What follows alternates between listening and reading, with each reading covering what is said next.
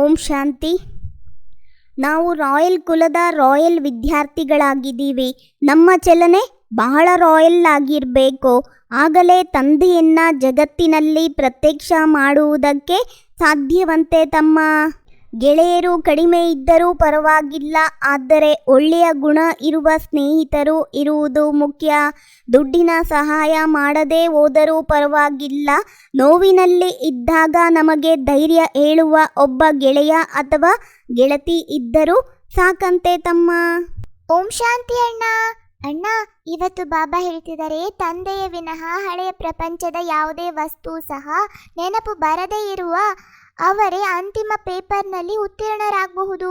ಒಂದು ವೇಳೆ ನೆನಪು ಬಂದರೆ ಅನುತ್ತೀರ್ಣರಾಗುತ್ತೀರಿ. ಇದಕ್ಕಾಗಿ ಬೇಹದ್ದಿನ ಪ್ರಪಂಚದ ಮಮತ್ವವನ್ನು ತೆಗೆಯಬೇಕು.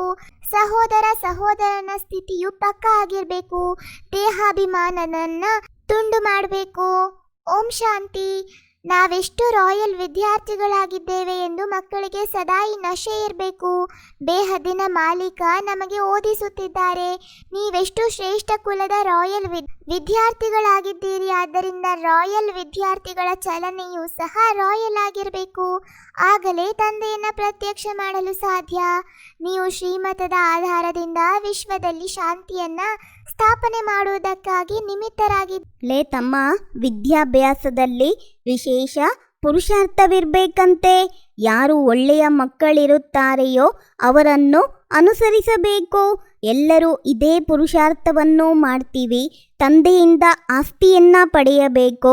ಮುಳ್ಳುಗಳಿಂದ ಹೂಗಳಾಗಲು ನೆನಪಿನ ಬಹಳ ಅವಶ್ಯಕತೆ ಇದೆ. ಪಂಚವಿಕಾರಗಳು ಮುಳ್ಳುಗಳು ಹೊರಟು ಹೋದರೆ ಹೂಗಳಾಗಿ ಬಿಡುತ್ತೀರಿ. ಯೋಗ ಬಲದಿಂದಲೇ ಅದು ಹೊರಟು ಹೋಗುತ್ತವೆ. ಇಂಥವರು ಹೀಗೆ ಹೊರಟು ಹೋದರೂ ಬಹುಶಃ ನಾವು ಹೊರಟು ಹೋಗುತ್ತೇವೆಯೋ ಎಂದು ಕೆಲವರು ಯೋಚಿಸುತ್ತಾರೆ. ಆದರೆ ಅವರನ್ನು ನೋಡಿ ಇನ್ನೂ ಹೆಚ್ಚಿನ ಪುರುಷಾರ್ಥವನ್ನು ಮಾಡಬೇಕು. ಶರೀರ ಬಿಟ್ಟರೆ ತಂದೆಯ ನೆನಪಿರಲಿ, ವಶೀಕರಣ ಮಂತ್ರ ನೆನಪಿರಲಿ. ಒಬ್ಬ ತಂದೆಯ ವಿನಃ ಮತ್ತೇನೂ ನೆನಪಿರಬಾರ್ದು. ಆಗ ಪ್ರಾಣವು ಶರೀರದಿಂದ ಹೋಗಬೇಕು. ಬಾಬಾ, ನಾವು ತಮ್ಮ ಬಳಿ ಬಂದೆವೆಂದರೆ ಬಂದೆವು. ಈ ರೀತಿ ತಂದೆಯನ್ನ ನೆನಪು ಮಾಡೋದ್ರಿಂದ ಯಾವ ಕೊಳಕು ತುಂಬಿದೆಯೋ ಅದೆಲ್ಲವೂ ಭಸ್ಮವಾಗತ್ತೆ. ಆತ್ಮದಲ್ಲಿದ್ದರೆ ಶರೀರದಲ್ಲೂ ಸಹ ಅಂತ ಹೇಳ್ತಾರೆ. ಜನ್ಮ ಜನ್ಮಾಂತರದ ಕೊಳಕಿದೆ, ಅದೆಲ್ಲವನ್ನ ಭಸ್ಮವಾಗಿ ಬಿಡುತ್ತೆ. ಆತ್ಮದಲ್ಲಿದ್ದರೆ ಶರೀರದಲ್ಲೂ ಸಹ ಅಂತ ಹೇಳ್ತಾರೆ.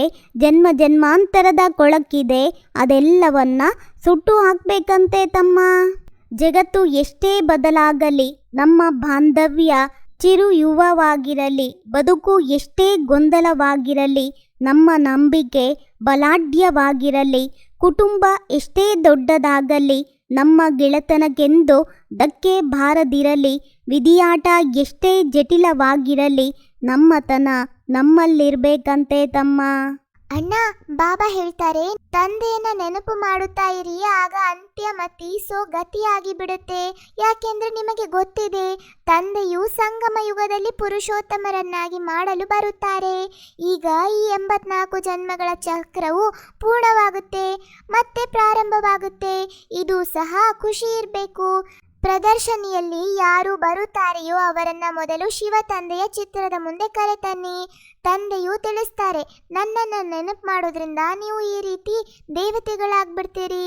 ತಂದೆಯಿಂದ ಸತ್ಯಯುಗದ ಆಸ್ತಿ ಸಿಗುತ್ತೆ. ಭಾರತವು ಸತ್ಯುಗವಾಗಿತ್ತು, ಈಗ ಇಲ್ಲ, ಮತ್ತೆ ಆಗಬೇಕಾಗಿದೆ. ಆದ್ದರಿಂದ ತಂದೆ ಮತ್ತು ಆಸ್ತಿಯನ್ನು ನೆನಪು ಮಾಡಿ, ಆಗ ಅಂತ್ಯಮತಿ ಸುಗತಿಯಾಗಿ ಬಿಡುತ್ತೆ. ಇವರು ಸತ್ಯ ತಂದೆಯಾಗಿದ್ದಾರೆ. ಇವರ ಮಕ್ಕಳಾಗುವುದರಿಂದಲೇ ನೀವು ಸತ್ಯ ಖಂಡದ ಮಾಲೀಕರಾಗುತ್ತೀರಿ. ಮೊಟ್ಟ ಮೊದಲು ತಂದೆಯನ್ನ ಪಕ್ಕಾ ಮಾಡಿಸಿ. ತಂದೆ ಮತ್ತು ಆಸ್ತಿ. ತಂದೆಯನ್ನ ನೆನಪು ಮಾಡಿ, ನೆನಪಿನಿಂದಲೇ ವಿಕರ್ಮಗಳು ವಿನಾಶವಾಗುತ್ತೆ ಮತ್ತು ನೀವು ಸ್ವರ್ಗದಲ್ಲಿ ಹೋಗುತ್ತೀರಿ. ಇದು ಎಷ್ಟೊಂದು ಸಹಜವಾಗಿದೆ. ತಂದೆ ನಮ್ಮನ್ನು ಹೂಗಳನ್ನಾಗಿ ಮಾಡೋದಕ್ಕೆ ಬಂದಿದ್ದರೆ ಮುಳ್ಳುಗಳನ್ನಾಗಿ ಮಾಡುವುದು ರಾವಣನ ಕೆಲಸ. ತಂದೆ ಹೂಗಳನ್ನಾಗಿ ಮಾಡ್ತಾರೆ. ಯಾರಿಗೆ ಶಿವ ತಂದೆಯ ನೆನಪಿರುತ್ತೆ ಅವರಿಗೆ ಅವಶ್ಯವಾಗಿ ಸ್ವರ್ಗವೂ ನೆನಪಿರುತ್ತೆ. ಶಾಂತಿ ಯಾತ್ರೆಯನ್ನು ಮಾಡ್ತಾರೆ. ಅದರಲ್ಲಿಯೂ ನಾವು ಪ್ರಜಾಪಿತ ಬ್ರಹ್ಮ ಕುಮಾರ ಕುಮಾರಿಯರು ಭಾರತದಲ್ಲಿ ಈ ಲಕ್ಷ್ಮೀನಾರಾಯಣರ ರಾಜ್ಯವನ್ನು ಸ್ಥಾಪನೆ ಮಾಡುತ್ತಿದ್ದೇವೆಂದು ತೋರಿಸಿ ನಾವು ಬ್ರಾಹ್ಮಣರಿಂದ ದೇವತೆಗಳಾಗ್ತೀವಿ. ದೇವತೆಗಳಿಂದ ಮತ್ತೆ ಕ್ಷತ್ರಿಯ ವೈಶ್ಯ. ಇದು ಬಾಜೋಲಿ ಆಟ. ಅನ್ಯರಿಗೆ ತಿಳಿಸಲು ಬಹಳ ಸಹಜ. ನಾವು ಬ್ರಾಹ್ಮಣರಾಗಿದ್ದೇವೆ, ಬ್ರಾಹ್ಮಣರಿಗೆ ಶಿಕೆ ಇರುತ್ತೆ. ನಾವು ಸಹ ಈಗ ತಿಳಿತೀವಿ. 84 ಜನ್ಮಗಳ ಚಕ್ರವನ್ನು ಸುತ್ತುತ್ತಾ ಬಂದ್ವಿ. ಮಕ್ಕಳಿಗೆ ಎಷ್ಟು ಒಳ್ಳೆಯ ಜ್ಞಾನ ಸಿಕ್ಕತ್ತೆ. ಮತ್ತೆಲ್ಲವೂ ಭಕ್ತಿಯಾಗಿದೆ. ಜ್ಞಾನವನ್ನು ಒಬ್ಬ ತಂದೆನೇ ತಿಳಿಸ್ತಾರೆ. ಸರ್ವರ ಸದ್ಗತಿದಾತ ತಂದೆಯೊಬ್ಬರೇ ಆಗಿದ್ದಾರೆ. ಹಾಗೆಯೇ ಪುರುಷೋತ್ತಮ ಸಂಗಮ ಯುಗವು ಒಂದೇ ಆಗಿದೆ ಅಂತ ಬಾಬಾ ಹೇಳ್ತಿದ್ದಾರೆ. ತಮ್ಮ ದೇವರಲ್ಲಿ ಕೇಳುವುದೊಂದೇ, ನನಗೆ ಅಹಂಕಾರ ಕೊಡಬೇಡ. ಬೇರೆಯವರಿಗೆ ಸಹಾಯ ಮಾಡಲು ಆಗದಿದ್ದರೂ ನನ್ನಿಂದ ಕೆಡಕು ಮಾಡಿಸಬೇಡ. ಅಣ್ಣ, ಬಾಬಾ ಹೇಳ್ತಿದ್ದಾರೆ, ತಂದೆ ನೆನಪಿದ್ದರೆ ಖುಷಿಯ ನಶೆ ಏರಿರುತ್ತೆ. ನೀವು ಮಕ್ಕಳಲ್ಲಿ ಬಹಳಷ್ಟು ಗುಣಗಳನ್ನು ತುಂಬಲಾಗುತ್ತಾ ಇದೆ. ನೀವು ಮಕ್ಕಳಿಗೆ ತಂದೆಯೇ ಬಂದು ವಿದ್ಯಾರ್ಹತೆಯನ್ನು ಕೊಡ್ತಾರೆ, ಆರೋಗ್ಯ ಭಾಗ್ಯವನ್ನು ಕೊಡ್ತಾರೆ, ಗುಣಗಳನ್ನು ತುಂಬುತ್ತಾರೆ, ಶಿಕ್ಷಣವನ್ನು ಕೊಡ್ತಾರೆ, ಮತ್ತೆ ಜೈಲಿನ ಶಿಕ್ಷೆಗಳಿಂದ ಬಿಡಿಸುತ್ತಾರೆ. ನೀವು ಮಂತ್ರಿಗಳಿಗೂ ಸಹ ಬಹಳ ಚೆನ್ನಾಗಿ ತಿಳಿಸಬಹುದು. ಈ ರೀತಿ ತಿಳಿಸ್ಕೊಡ್ಬೇಕು. ಅವರ ನೀರಿನಂತೆ ಕರಗಿ ಬಿಡಬೇಕು. ನಿಮ್ಮ ಜ್ಞಾನ ಬಹಳ ಮಧುರವಾಗಿದೆ ಎಂದು ಹೇಳಿ. ಪ್ರೇಮದಿಂದ ಕುಳಿತು ಕೇಳಿದರೆ ಪ್ರೇಮದ ಕಣ್ಣೀರು ಬಂದು ಬಿಡಬೇಕು. ಯಾವಾಗಲೂ ನಾವು ನಮ್ಮ ಸಹೋದರರಿಗೆ ಮಾರ್ಗವನ್ನು ತಿಳಿಸುತ್ತೇವೆ ಎಂಬ ದೃಷ್ಟಿಯಿಂದ ನೋಡಿ. ತಿಳಿಸಿ, ನಾವು ಶ್ರೀಮತದಿಂದ ಭಾರತದ ಸತ್ಯ ಸೇವೆಯನ್ನು ಮಾಡ್ತಾ ಇದ್ದೇವೆ. ಭಾರತದ ಸೇವೆಯಲ್ಲಿಯೇ ಹಣ ತೊಡಗಿಸುತ್ತೇವೆ. ತಂದೆ ತಿಳಿಸುತ್ತಾರೆ, ದೆಹಲಿಯಲ್ಲಿ ಸೇವೆಯ ಮುತ್ತಿಗೆ ಹಾಕಿ ವಿಸ್ತಾರ ಮಾಡಿ. ಆದರೆ ಇಲ್ಲಿಯವರೆಗೂ ಯಾರಿಗೂ ಜ್ಞಾನದ ಬಾಣವನ್ನು ಹಾಕಿಲ್ಲ. ಅವರನ್ನು ಜ್ಞಾನದ ಬಾಣದಿಂದ ಹೊಡೆಯಲು ಯೋಗ ಬಲ ಬೇಕು. ಯೋಗ ಬಲದಿಂದ ನೀವು ವಿಶ್ವದ ಮಾಲೀಕರಾಗುತ್ತೀರಿ. ಜೊತೆಯಲ್ಲಿ ಜ್ಞಾನವೂ ಇದೆ. ಮಕ್ಕಳ ಬಳಿ ಏನೂ ಇಲ್ಲವೆಂದರೆ ನೆನಪಿಗೆ ಬರುವುದಾದರೂ ಏನು? ಬೇಯದ್ದಿನ ಇಡೀ ಪ್ರಪಂಚದಿಂದ ಮಮತ್ವವನ್ನು ಕಳೆಯಬೇಕು. ಇದರಲ್ಲಿಯೇ ಪರಿಶ್ರಮವಿದೆ. ಯಾವಾಗ ದೇಹದ ಅಭಿಮಾನವು ದೂರವಾಗುವುದೋ ಆಗಲೇ ಸಹೋದರನೆಂಬ ಸ್ಥಿತಿಯು ಪಕ್ಕಾ ಇರುತ್ತದೆ. ದೇಹದ ಅಭಿಮಾನದಲ್ಲಿ ಬರುವುದರಿಂದಲೇ ಯಾವುದಾದರೊಂದು ನಷ್ಟವಾಗತ್ತೆ. ಆತ್ಮ ಅಭಿಮಾನಿ ಆಗೋದ್ರಿಂದ ನಷ್ಟ ಆಗೋದಿಲ್ಲ.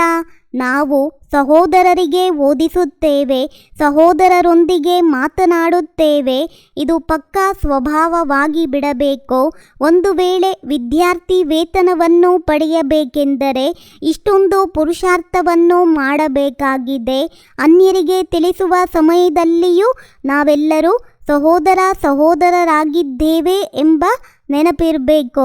ಎಲ್ಲ ಆತ್ಮಗಳು ಒಬ್ಬ ತಂದೆಯ ಮಕ್ಕಳಾಗಿದ್ದೇವೆ. ಎಲ್ಲ ಸಹೋದರರಿಗೆ ತಂದೆಯ ಆಸ್ತಿಯ ಮೇಲೆ ಅಧಿಕಾರವಿದೆ. ಸಹೋದರಿ ಎಂಬ ಪರಿಯವೆಯೂ ಬರಬಾರ್ದು. ಇದಕ್ಕೆ ಆತ್ಮಾಭಿಮಾನಿ ಸ್ಥಿತಿ ಅಂತ ಹೇಳಲಾಗತ್ತೆ. ತಮ್ಮ ಅರಿಯದೆ ಮಾಡುವ 100 ತಪ್ಪುಗಳನ್ನು ಕ್ಷಮಿಸಬಹುದು. ಆದರೆ ಅರಿತು ಮಾಡುವ ಒಂದು ತಪ್ಪನ್ನು ಕ್ಷಮಿಸುವುದು ತುಂಬ ಕಷ್ಟವಂತೆ. ತಮ್ಮ ಅಣ್ಣ, ಬಾಬಾ ನಮಗೆಲ್ಲ ಧಾರಣೆಗಾಗಿ ಹೇಳ್ತಿದ್ದಾರೆ. ಅಂತಿಮ ಸಮಯದಲ್ಲಿ ಉತ್ತೀರ್ಣರಾಗಲು ಈ ಶರೀರ ಮತ್ತು ಪ್ರಪಂಚದಿಂದ ಉಪರಾಮಾಗಿರಬೇಕು. ಯಾವುದೇ ವಸ್ತುವಿನಲ್ಲಿ ಆಸಕ್ತಿಯನ್ನು ಇಡಬಾರ್ದು. ಬುದ್ಧಿಯಲ್ಲಿ ಇದೇ ಇರಬೇಕು. ಈಗ ನಾವು ಇಲ್ಲಿಂದ ಹೋದೆವು ಎಂದರೆ ಹೋದೆವು. ಬಹಳ ತಾಳ್ಮೆ ಮತ್ತು ಪ್ರೀತಿಯಿಂದ ಎಲ್ಲರಿಗೂ ಇಬ್ಬರು ತಂದೆಯರ ಪರಿಚಯವನ್ನು ಕೊಡಬೇಕು. ಜ್ಞಾನ ರತ್ನಗಳಿಂದ ಜೋಳಿಗೆಯನ್ನು ತುಂಬಿಸಿಕೊಂಡು ದಾನ ಮಾಡಬೇಕು. ಮುಳ್ಳುಗಳನ್ನು ಹೂಗಳನ್ನಾಗಿ ಮಾಡುವ ಸೇವೆಯನ್ನು ಅವಶ್ಯವಾಗಿ ಮಾಡಬೇಕು. ತಂದೆ ಮತ್ತು ಸೇವೆಯಲ್ಲಿ ಮಗ್ನರಾಗಿರುವಂತಹ ನಿರ್ವಿಘ್ನ ನಿರಂತರ ಸೇವಾದಾರಿ ಭವ. ಎಲ್ಲಿ ಸೇವೆಯ ಉಮಂಗವಿದೆ ಅಲ್ಲಿ ಅನೇಕ ಮಾತುಗಳು ಸಹಜವಾಗಿಯೇ ದೂರವಾಗಿ ಬಿಡುವುದು. ಒಬ್ಬ ತಂದೆ ಮತ್ತು ಸೇವೆಯಲ್ಲಿ ಮಗ್ನರಾಗಿದ್ದಾಗ ನಿರ್ವಿಘ್ನ ನಿರಂತರ ಸೇವಾದಾರಿ ಸಹಜವಾಗಿ ಮಾಯಾಜೀತ್ ಆಗಿ ಬಿಡುವರು.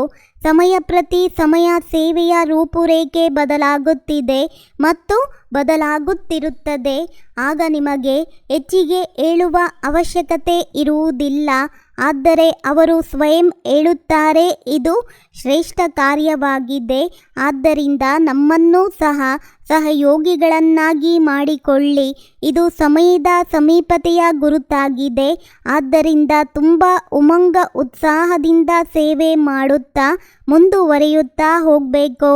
ಸಂಪನ್ನತೆಯ ಸ್ಥಿತಿಯಲ್ಲಿ ಸ್ಥಿತರಾಗಿ ಪ್ರಕೃತಿಯ ಹಲ್ಚಲನ್ನು ಚಲಿಸುತ್ತಿರುವ ಮೋಡಗಳ ಸಮಾನ ಅನುಭವ ಮಾಡಬೇಕಂತೆ ತಮ್ಮ. ನಾನು ಅಂದ್ಕೊಳ್ತೀನಿ ಈ ಅಣ್ಣ ತಮ್ಮರ ವಾರ್ತಾಲಾಪ ನಿಮ್ಮೆಲ್ಲರಿಗೂ ಇಷ್ಟ ಆಗ್ತಾ ಇದೆ. ಇಷ್ಟ ಆಯಿತು ಅಂದರೆ ಲೈಕ್ ಮಾಡಿ, ಶೇರ್ ಮಾಡಿ, ಸಬ್ಸ್ಕ್ರೈಬ್ ಆಗೋದನ್ನು ಖಂಡಿತ ಮರಿಬೇಡಿ. ಓಂ ಶಾಂತಿ.